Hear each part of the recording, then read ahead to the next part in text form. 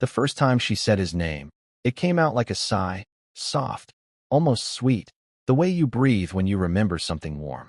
I was awake, staring at the ceiling fan, counting its blades the way I used to count sheep as a kid. 4 blades. For years married. One whispered name I didn't recognize. Evan, she breathed, lips barely moving. Then, a little smile. I propped myself on an elbow and watched her sleep. In the blue glow of our charger light, her face looked younger, untroubled. My wife has a tell when she's dreaming. Her fingers flex like she's holding a camera shutter. Click, click. She's a hobby photographer. Weddings on the weekends, backyard portraits of toddlers and pumpkin patches, that sort of thing. When we met, I loved that about her, that she noticed the little things. That she noticed me. At 2:11 a.m., I slid out of bed. The floorboard by the dresser always squeaks. I avoided it like a burglar and padded to the kitchen. The fridge hummed. The house felt like a stage after a play, quiet, set pieces waiting for morning. I opened my laptop and typed the name. Evan. Our town. Photography. I got 1,000 Evans. Coaches, dentists, a guy who used to run the farmer's market kettle corn stand. Then I added one more word. Our neighborhood. A face popped up that made my stomach tilt. He looked like the kind of person my wife would photograph. Easy smile, soft eyes, a crooked front tooth he didn't bother hiding. The header on his page said he was a carpenter and trail runner. He built tables out of reclaimed wood and posted photos of sunsets that made our grocery store parking lot look cinematic. I told myself this was nothing. People say names in their sleep. Brains are junk drawers. But there's a difference between a name you pass on the street and a name that sits on your tongue like a piece of candy you don't want to finish. I clicked through his public posts. 2 mutual followers, my wife's cousin and a florist she works with sometimes. That tightened the circle. I kept scrolling, my coffee going cold beside me. Under one photo, him holding a mug in a place that looked suspiciously like the coffee shop on Maple. There was a comment from a username I recognized and didn't. Larkin Linen _ a green leaf emoji. 3 little yellow hearts. It jabbed a memory. Months ago, I'd used my wife's iPad to pull up a recipe. When I hit share, her other accounts popped up, her regular Instagram, her business page, and a third one with a pale leaf icon. I'd asked about it then. She laughed and said it was for aesthetics inspiration, just mood boards and color palettes, nothing interesting. I believed her because I've always been a believer. It's one of the better and worst things about me. The Leaf account was private, but the comments weren't. Your stride looks so strong.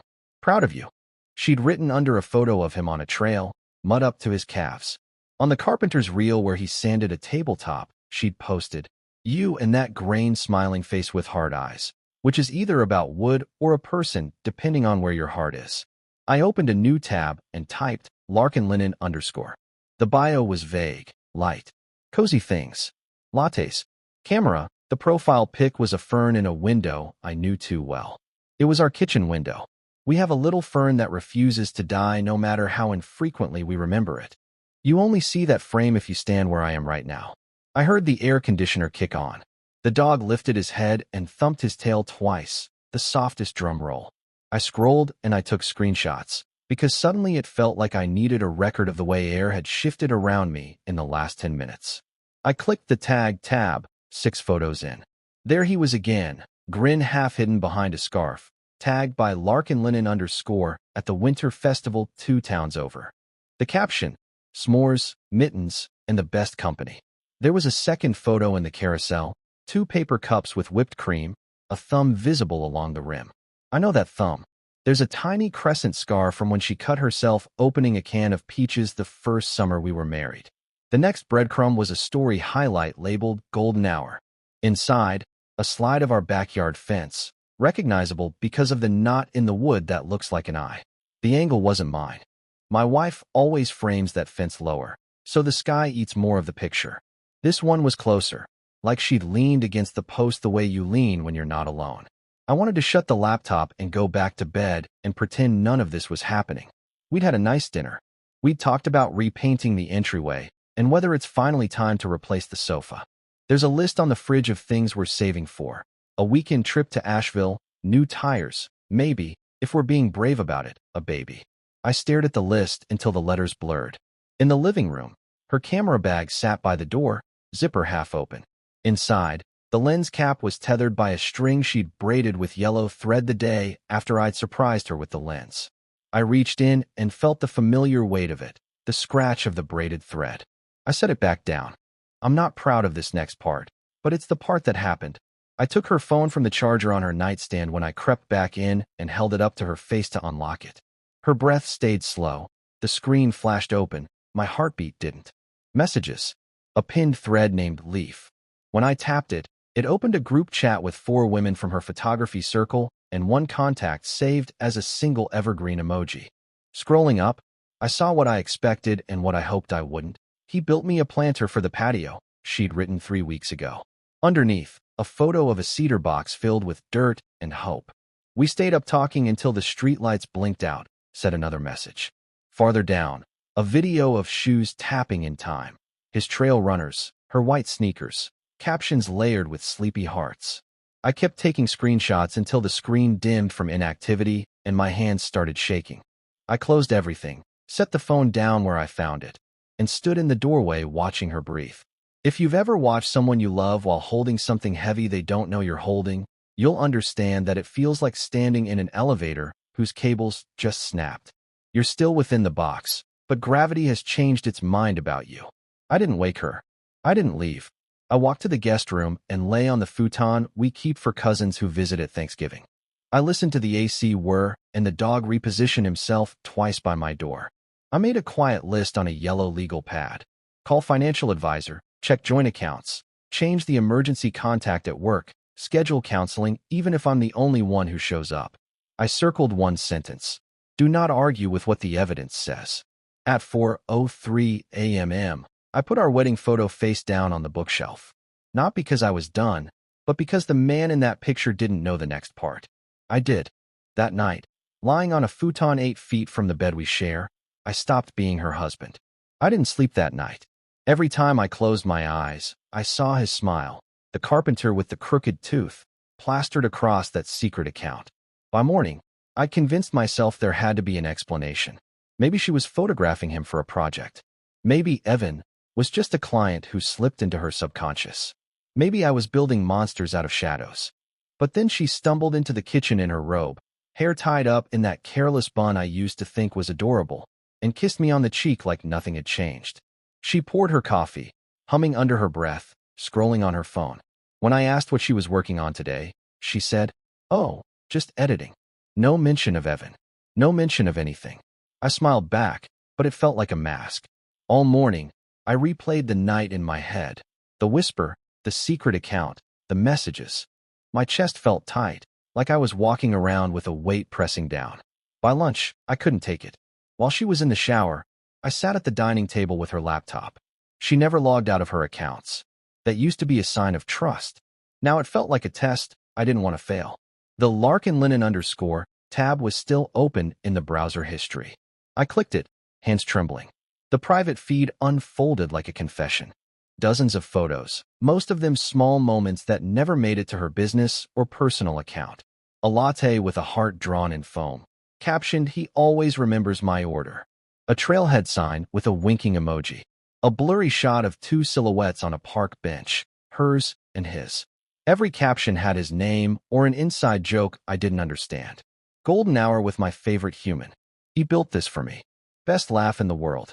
Each one cut deeper, like she'd built an entire parallel life and left me in the shadows. And then I found the photo that ended all doubt. Her face pressed against his shoulder, both of them grinning, cheeks flushed from the cold. She had tagged it only with a leaf and a heart.